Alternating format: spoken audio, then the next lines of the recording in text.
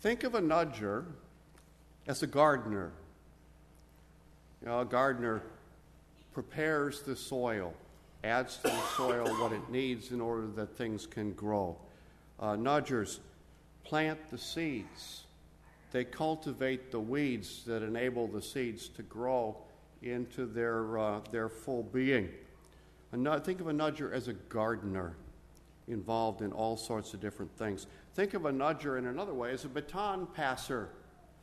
God uses more than one person to run the race. God uses more than one person to lead people to Christ. Perhaps 10 people, 20 people, 50 people, and your interaction with them maybe you're number 23. As a baton passer, we may hardly ever be the closer when it comes to helping people commit their lives to Christ. But to be a nudger is to recognize Jesus when he is appearing all the time. To watch Jesus express himself in others and in you. The nudger doesn't carry the message that I'm bringing Jesus to you and you need to be saved. The nudger doesn't say, come to church. The nudger says, come to Christ. Bringing people into contact with Jesus, who's already there before you arrived, already at work in people's lives. Rather than bringing Jesus to someone, the nudger needs to follow Jesus who's gone ahead. God is at work before and after anything we might do in carrying the message of Christ.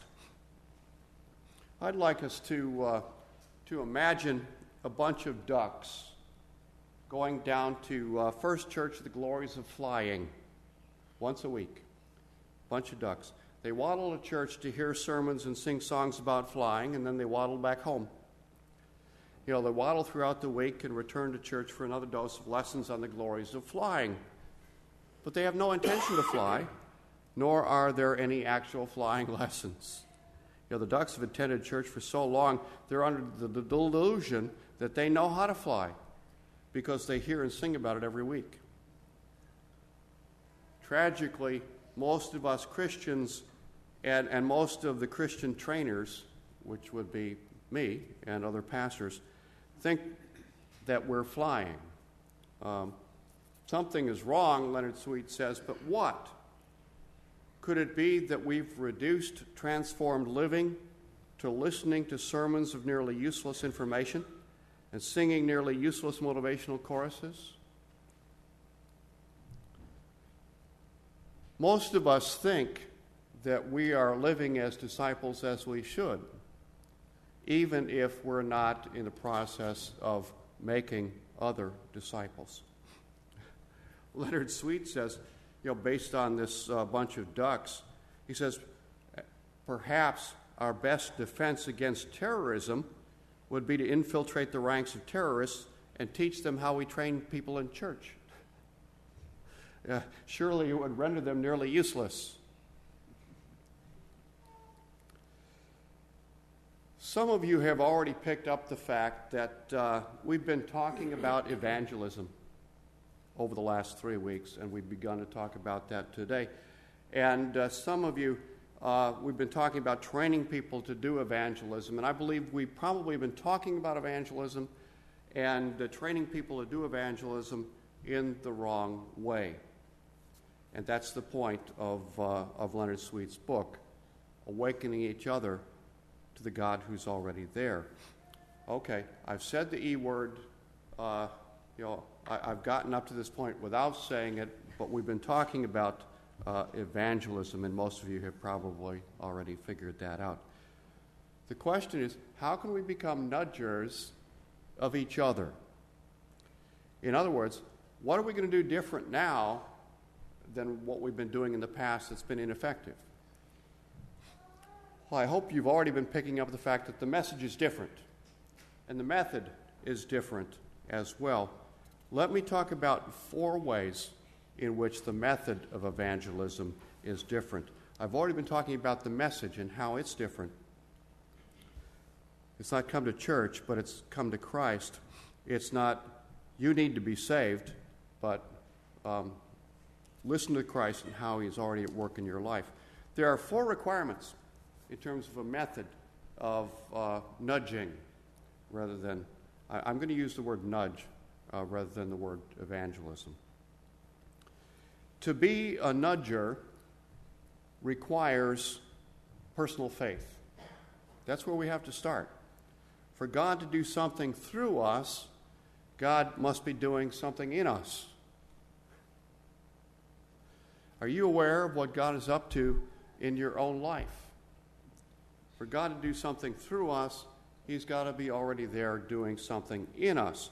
And if we're not nudging ourselves, if we're not seeing how God is at work in us, we have no business nudging others. It requires a personal faith. We have to be in touch with how God is already at work in our own life. We have to start with ourselves.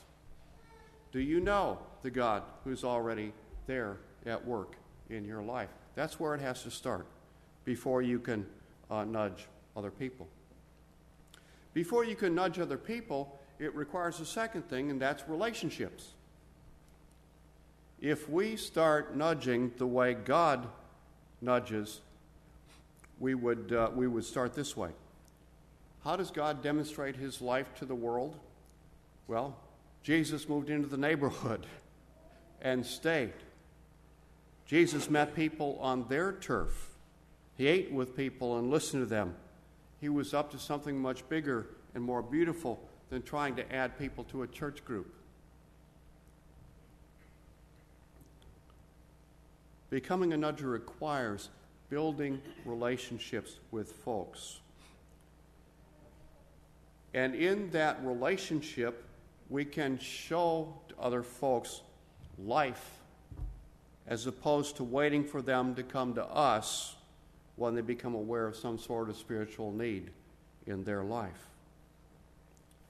Building a relationship in a number of ways, over the back fence or across the front lawn, in stores or on the street, around natural gathering places like the park, or at the football stadium, or at the gym.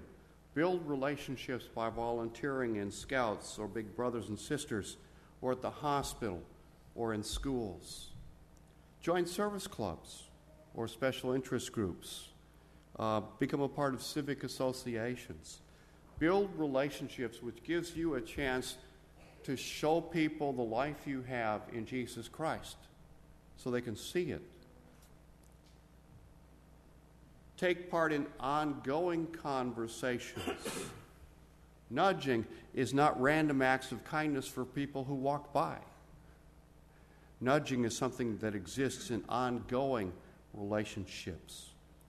In all of our helping people, people see the God who is already at play in their lives. In these relationships, nudgers are not the attention getters, but the attention givers.